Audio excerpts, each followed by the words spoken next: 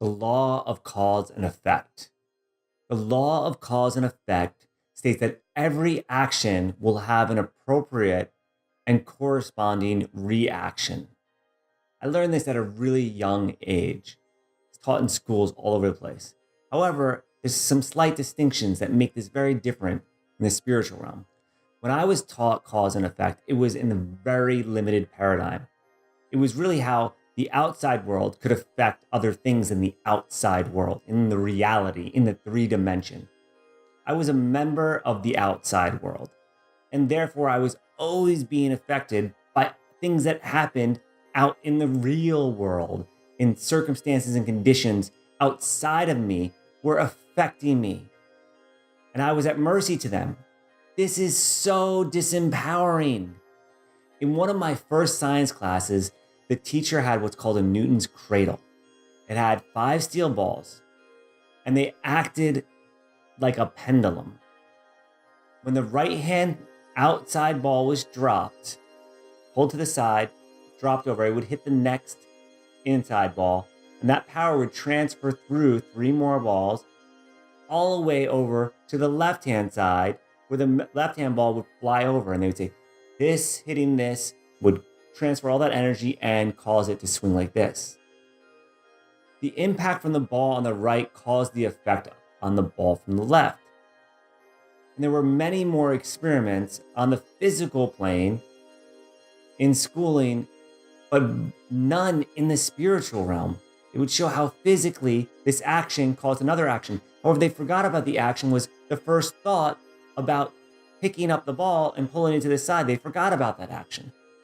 The deeper truth is that everything I do, I say, even what I think and feel is going to have an effect on the outside world. I am the cause. I am the one that's responsible for what I'm experiencing, and what I do, think, and say is always going to have an effect. It is the law that drives the law of correspondence. It's a power to it. This is how the mirror is actually created. This is another great kept secret hiding in plain sight. So I started beginning to flush out what my dominant thoughts were. What was I thinking about all day? And how did that relate to what I experienced? What was I surrounded by? And what was I actually making it mean, everything that was coming in? What actions did I take during the day?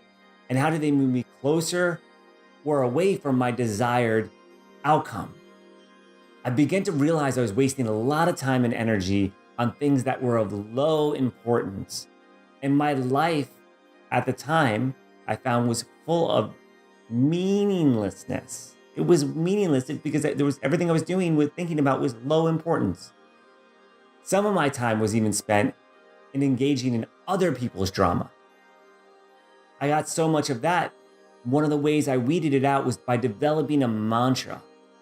When everybody would come to me with their issues or what that person over there did to the other person over there, people I didn't even know, in my mind, immediately, I said, not my fucking problem.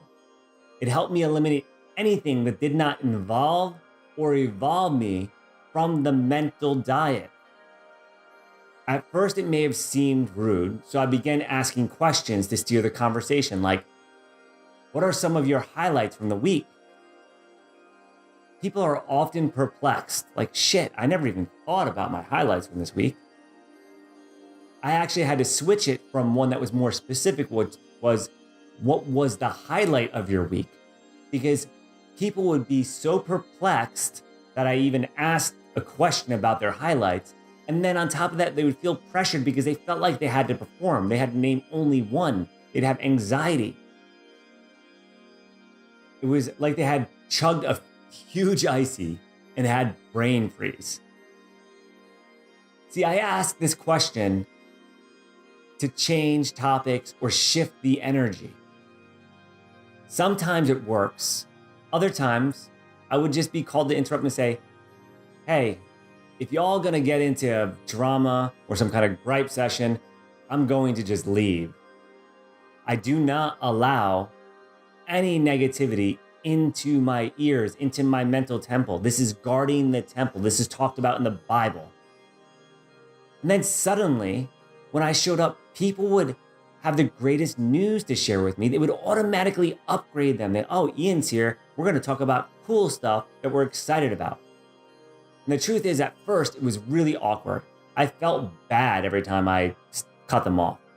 Then I realized that the greatest good in this situation would actually be to upgrade them. No one can save anyone while they're rolling around the dirt. No one can help another when they're stuck in their patterns. This was able to take them out of their state of pain rather than to wallow there in it with them. See, when I go to the doctors, he's not going to heal me with sympathy. And the same is true for mental illness. Complaining is actually like choosing to start down the road to dementia. It really is. It's like a gateway to dementia. I don't want dementia. I'd like to be creating until the day this body expires. So I encourage you to speak up. Upgrade the people around you. Once they get past that initial shock, they're going to thank you. And if not, would you really have any desire to be around them? I know that I didn't once I started cleaning this stuff up. So to summarize, I know as a result of the law of cause and effect that I am always the cause for everything that's around me, for every effect. My thoughts, emotions, and actions will determine what appears to be in my reality. Now, managing those thoughts, emotions, and actions start to allow me to measure them and make adjustments so I can have new effects, creating changes in my cause. In this upcoming exercise, I'm going to share with you the questions that allow me to reveal how to change my thinking to create the outcomes that I desire. I do this religiously on a daily, moment-to-moment basis, and I'm excited to share this with you and see how it changes your life. Let's get started.